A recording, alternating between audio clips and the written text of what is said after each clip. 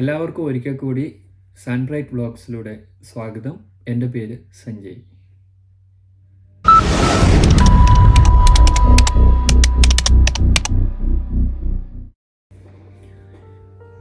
കുറേ ദിവസമായി ഞാൻ സൺബ്രൈറ്റ് വ്ളോഗ്സിലേക്ക് കുറേ വീഡിയോസൊക്കെ ചെയ്തിട്ട്, കാരണം എന്താണെന്ന് വെച്ചാൽ ഞാൻ കുറച്ച് തിരക്കൊക്കെ ആയിരുന്നു. അപ്പം ഇന്നിപ്പോൾ നിങ്ങളുടെ മുന്നിൽ വീണ്ടും ഞാൻ വന്നത്, ഞാൻ 2023 മെയ്യിൽ ഞാനും എൻ്റെ കസിനുമായിട്ട് നമ്മുടെ കൊടൈക്കനാൽ ട്രിപ്പ് ഒന്ന് പോയായിരുന്നു.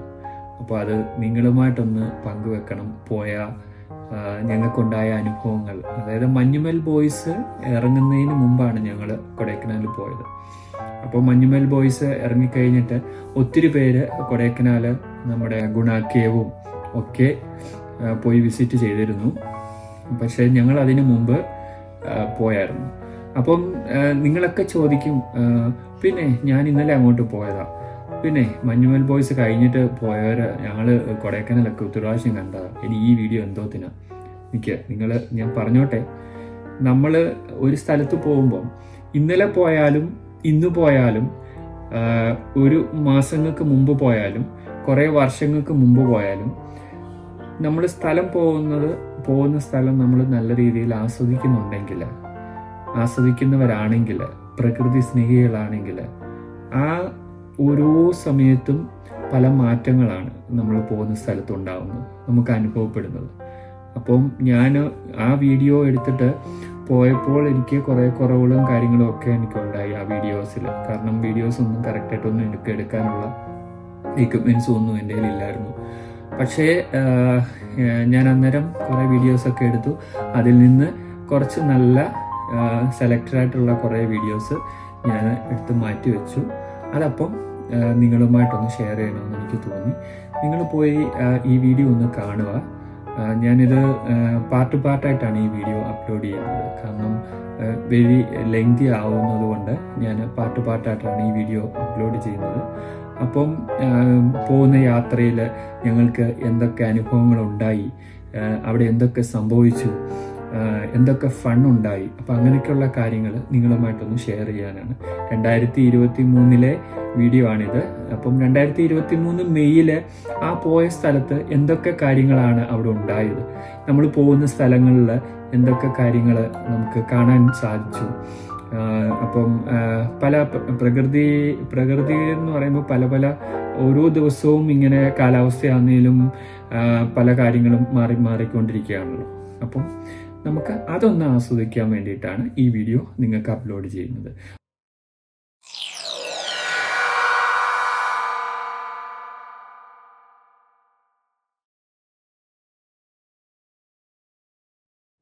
നമ്മളിൽ പലരും കൊടൈക്കനാൽ പോയിട്ടുള്ളവരാണല്ലോ.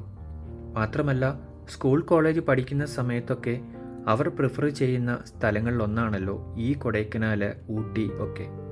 എന്നാൽ ഇപ്പോൾ ഞങ്ങൾ പോകുന്നത് കൊടൈക്കനാലിലേക്കാണ്. ഈ യാത്ര രണ്ടാമത്തെ തവണയാണ്. ആദ്യത്തെ യാത്ര എൻ്റെ കുറച്ച് മെയ്റ്റ്സൊക്കെ ആയി പോയത് മറക്കാൻ കഴിയാത്ത ഒരു അനുഭവം തന്നെയായിരുന്നു. അത് എന്താണ് അങ്ങനെ പറഞ്ഞതെന്ന് ചോദിച്ചാൽ, ഞങ്ങൾ ആ പോക്ക് പോയത് ബൈക്കിലായിരുന്നു. അതും സ്കൂളിലൊക്കെ പഠിക്കുന്ന കാലത്താണെന്ന് ഓർക്കണം. ഇത്രയും ദൂരം ബൈക്കിന് വീട്ടിലറിയാതെ ഇറങ്ങിയ യാത്ര ഒരു റിസ്ക് തന്നെയായിരുന്നു അന്നത്തെ കാലത്ത്. അന്ന് പോയപ്പോൾ കോടമഞ്ഞൊക്കെ മൂടി ഒന്നും കാണാൻ കഴിയില്ലായിരുന്നു. മാത്രമല്ല കൂടെയുള്ളവരുടെ ഒരു സുഹൃത്തിന് എമർജൻസി വന്നിട്ട് പോലും തിരിച്ചു വരാൻ കഴിയാത്ത പോലെയായിരുന്നു ആ ദിവസം. രാത്രി ആയതുകൊണ്ട് മാത്രമല്ല, അന്ന് ഭയങ്കര കോടമഞ്ഞൊക്കെ ഉള്ളതുകൊണ്ട് വരാനും കഴിഞ്ഞില്ല. അതുകൊണ്ടാണ് പറഞ്ഞത്, മറക്കാൻ കഴിയാത്ത ഒരു ആദ്യത്തെ യാത്രയായിരുന്നു അതെന്ന്. പോകുന്ന യാത്രയിൽ എന്തെങ്കിലുമൊക്കെ പറഞ്ഞിരിക്കാമെന്ന് കൂടെയുള്ളവരോട് പറഞ്ഞപ്പോൾ ഇത്രയും തള്ളു കേൾക്കേണ്ടി വരുമെന്ന് ഞാൻ ഒരിക്കലും പ്രതീക്ഷിച്ചിരുന്നില്ല.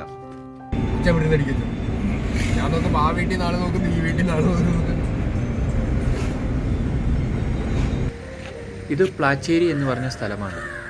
രാവിലത്തെ പതിവ് ചായ കുടിച്ചിട്ടാകാം ഇനിയുള്ള യാത്ര എന്ന് തീരുമാനിച്ച് ഇവിടെ ഞങ്ങൾ അല്പസമയം ചെലവിട്ടു.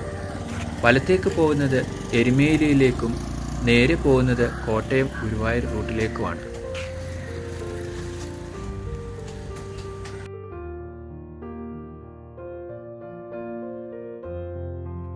അങ്ങനെ പ്ലാച്ചേരി ജംഗ്ഷനിൽ നിന്ന് തിരിഞ്ഞ് എരുമേലി ഇടയ്ക്കുള്ള ഒരു ചെറിയ ഫോറസ്റ്റ് റോഡിലൂടെയുള്ള തിരിഞ്ഞുള്ള യാത്ര.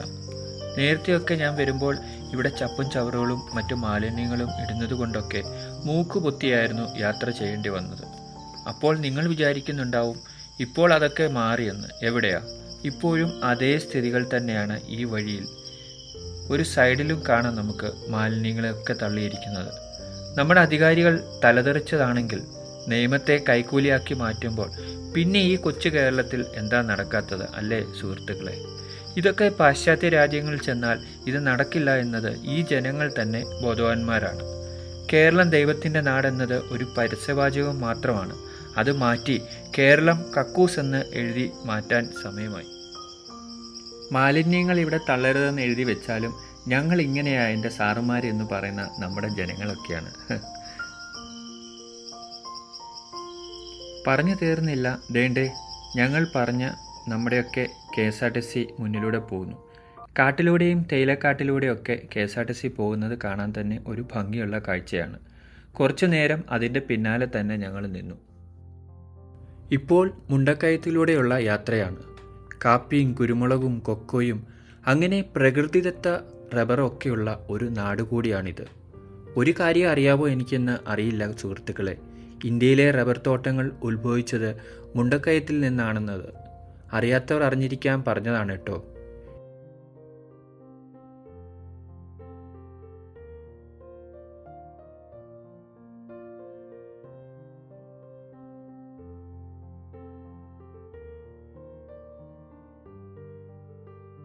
ഈ കാണുന്ന സ്ഥലം ധാരാളം സിനിമകൾക്ക് സാക്ഷിയായിട്ടുണ്ട്. വലിയ വെള്ളച്ചാട്ടമൊക്കെ ഉള്ളപ്പോൾ ഫോട്ടോ എടുക്കാനൊക്കെ പല യാത്രികരും ഇവിടെ നിർത്താറുണ്ട്. പക്ഷേ ഇപ്പോൾ കാലാവസ്ഥ മാറിയതുകൊണ്ടൊക്കെ ആയിരിക്കാം ഇതൊന്നും ഇപ്പോൾ കാണുന്നില്ല. എന്നാലും തിരിച്ചിറങ്ങി വരുമ്പോൾ ഇവിടെ നിർത്തി നല്ല ചായ കുടിച്ച് അല്പനേരം നിൽക്കാൻ ഞാൻ കൂടെയുള്ളവരോട് പറഞ്ഞിരുന്നു. അങ്ങനെ കുട്ടിക്കാനം ജംഗ്ഷനിൽ വന്നു ചേർന്നു. ഇടത്തോട്ട് തിരിഞ്ഞാൽ കട്ടപ്പന, വാഗമൺ ഒക്കെ പോകാം. നമുക്ക് പോകേണ്ടത് കുമളി വഴി കൊടൈക്കനാൽ ആയതുകൊണ്ട് ആ വഴിക്ക് തിരിഞ്ഞു. വാഗമണ്ണിൽ മിക്കവാറും ഞാൻ പോകാറുള്ള സ്ഥലങ്ങളിലൊന്നാണ്. എൻ്റെ ഏറ്റവും പ്രിയമേറിയതും ഒത്തിരി മറക്കാനാവാത്ത പല ഓർമ്മകളും ഉറങ്ങിക്കിടക്കുന്ന സ്ഥലങ്ങളിലൊന്നുകൂടിയാണത്. ഇപ്പോഴാണെങ്കിൽ ടൂറിസം ഒക്കെ കയ്യേറിയതുകൊണ്ട് അവിടെ മൊത്തത്തിൽ മാറി.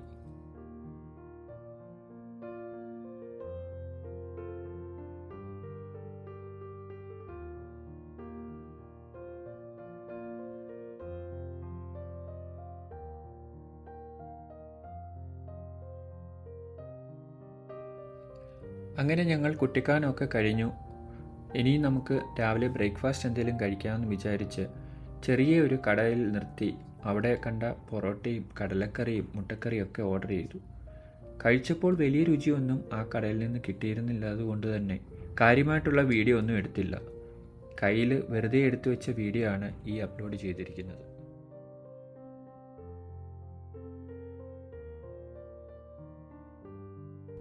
ഈ കാണുന്നത് പലർക്കും അറിയാവുന്ന കേരളത്തിലെ ഒരു റോമൻ കത്തോലിക്ക ലാറ്റിൻ തീർത്ഥാടന കേന്ദ്രമാണ്. ഇവിടെ പല സിനിമകൾക്കും സാക്ഷിയായ ദേവാലയം കൂടിയാണ്. ഈ പള്ളിയിൽ ഞാൻ മിക്കവാറും സന്ദർശിക്കാറുണ്ട്. അമ്മയുടെ മുന്നിൽ വന്ന് പ്രാർത്ഥിക്കാറുമുണ്ട്. ഇപ്പോൾ വൈകി ഇറങ്ങിയതുകൊണ്ട് ഈ പ്രാവശ്യം കുരിശടിയിൽ മാത്രം ഇറങ്ങി വീണ്ടും ഞങ്ങൾ യാത്ര തുടർന്നു.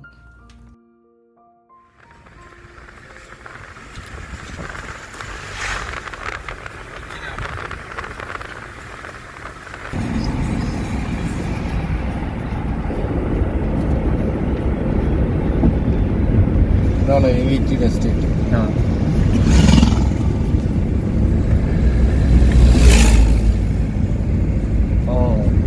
ഇവിടെ ഞാൻ വന്നിട്ടുണ്ട്. ഇവിടുന്ന് ഞാൻ തേയിലേക്ക് മേടിച്ചിട്ടുണ്ട്. മറ്റേ റെസ്റ്റോറൻറ്റ് നമുക്ക് തിരിച്ചു വരുമ്പോൾ അവിടെ ഒരു ഫാക്ടറി ഔട്ട്ലെറ്റ് ഉണ്ടല്ലോ.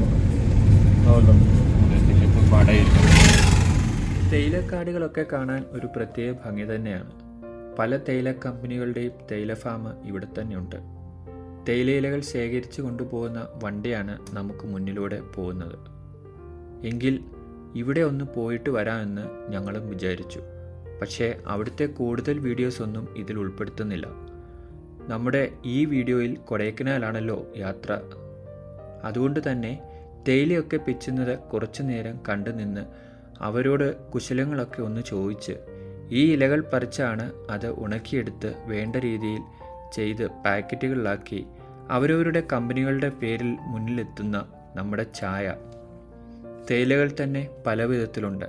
ഇലത്തേയില, തരിത്തേയില, പൊടിത്തേയില, അങ്ങനെ ധാരാളം.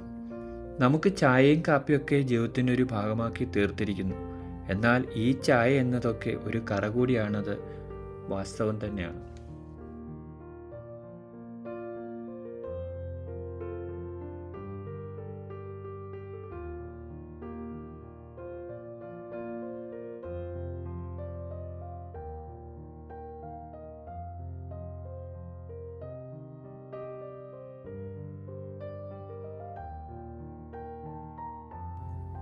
അങ്ങനെ തേയിലയുടെയൊക്കെ വിശേഷങ്ങളൊക്കെ അറിഞ്ഞ് അവിടെ നിന്ന് സമയം പാഴാക്കാതെ മുന്നോട്ട് വീണ്ടും യാത്ര തുടർന്ന് എത്തിയത് ഇടുക്കി ജില്ലയിലെ വണ്ടിപ്പെരിയാർ എന്ന ഈ കൊച്ചു സ്ഥലത്താണ്.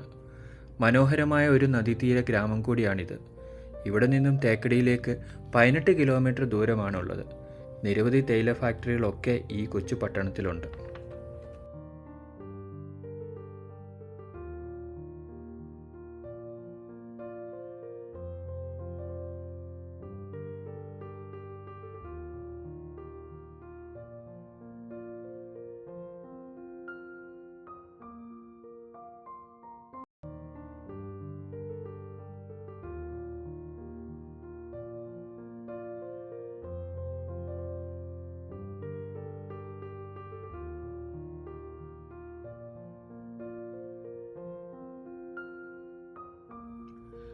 സുഗന്ധവ്യഞ്ജനങ്ങളുടെയും തേയിലകളുടെയും വ്യാപാര പ്രവർത്തനങ്ങളുടെയൊക്കെയായി കുമിളി കേരളത്തിലെ ഒരു പ്രധാന വിനോദസഞ്ചാര വാണിജ്യ കേന്ദ്രമായി മാറിയിരിക്കുന്നു. സെപ്റ്റംബർ മുതൽ നവംബർ വരെയുള്ള മാസങ്ങളിലാണ് അനുയോജ്യമായ സമയം ഇവിടെയൊക്കെ വരാൻ. ഇവിടെ കേരളത്തിൻ്റെ ബോർഡറാണ്. ഇനിയും മുന്നോട്ട് പോകുന്നത് തമിഴ് മണ്ണിലൂടെയാണ്. ഇവിടെ ഒരു ചെക്ക് പോസ്റ്റ് ഉണ്ട്. അപ്പോൾ ഇനി നമുക്ക് മുന്നോട്ട് പോകുന്ന പല കാര്യങ്ങളും കാത്തിരുന്ന് നമുക്ക് കാണാം. കുറച്ച് പോരായ്മ ഞാൻ വീഡിയോയിൽ നേരത്തെ പറഞ്ഞിരുന്നു. കുറച്ച് പോരായ്മകളൊക്കെ വീഡിയോയിലുണ്ട്. കാരണം ഞാൻ എടുത്ത സമയത്ത് എനിക്ക് അതിൻ്റേതായിട്ടുള്ള കാര്യങ്ങളൊന്നും എനിക്ക് അടുക്കായിട്ട് വന്നില്ല. അപ്പം അതിൽ നിന്ന് ഞാൻ എടുത്ത വീഡിയോയിലൊക്കെ കുറച്ച് പോരായ്മകളെല്ലാം ഉള്ളത് മാറ്റിയിട്ട് അതിനകത്തുനിന്ന് ചൂസ് ചെയ്തിട്ടുള്ള സെലക്റ്റഡായിട്ടുള്ള വീഡിയോസാണിത്. അപ്പം നിങ്ങൾക്ക് കണ്ട് ഇനിയും ബാക്കി എന്താണ് ഇനി മുമ്പോട്ടുള്ളതൊക്കെ ഞാൻ അടുത്ത പാർട്ടിൽ നിങ്ങൾക്ക് അപ്ലോഡ് ചെയ്യുന്നതായിരിക്കാം. അപ്പം ഇനിയും വീണ്ടും നമുക്ക് അടുത്ത പാർട്ട് കാണുന്നത് വരെ ഇതിൻ്റെ ഇടയ്ക്ക് ഞാൻ പല വീഡിയോസും അപ്ലോഡ് ചെയ്യും. പക്ഷേ ഇതിൻ്റെ ബാക്കി പാർട്ട് ഞാൻ നമുക്ക് കാത്തിരുന്ന് കാണാം നമുക്ക് ഒരുമിച്ച്. അപ്പം എന്താണ് ഇനി ബാക്കിയുള്ള കാര്യങ്ങൾ, അവർ കൊടൈക്കനാൽ എത്തിച്ചേർന്നോ ഈ 3 പേരും. ഞാൻ ഈ ചാനലിൽ ഈ ഒരു പ്രോഗ്രാമിന് ഞാൻ പേരിട്ടിരിക്കുന്നത് കൊടൈ ബോയ്സ് എന്നാണ്. അപ്പം ഈ പേര് ഒത്തിരി പേർക്ക് കാണുമായിരിക്കും. പക്ഷെ ഞാൻ കൊടൈ ബോയ്സ് എന്നാണ് പേരിട്ടിരിക്കുന്നത്. പൊതുവേ ഇവിടെ ഇച്ചിരി ശാന്തതയാണ്. ഞങ്ങൾ രാത്രി വന്നതിൻ്റെയാണ്. തട്ടുകടകളെല്ലാം കാണാൻ പറ്റും. ഇവിടെ അങ്ങ് ദൂരൊക്കെ ബട്ടറിൻ്റെ ടേസ്റ്റാണ്, മധുരമൊന്നുമില്ല. ജ്യൂസ് കുടിക്കാൻ വേണ്ടിയിട്ട് കയറിയതാണ്. ഇവിടുത്തെ ഫാമിലുണ്ടല്ല, മുന്തിരിക്ക് വെള്ളം അടിക്കണ്ട.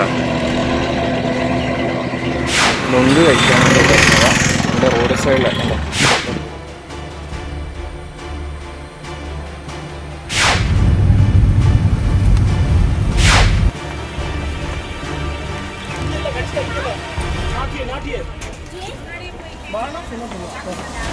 ഇതെല്ലാം ജസ്റ്റ്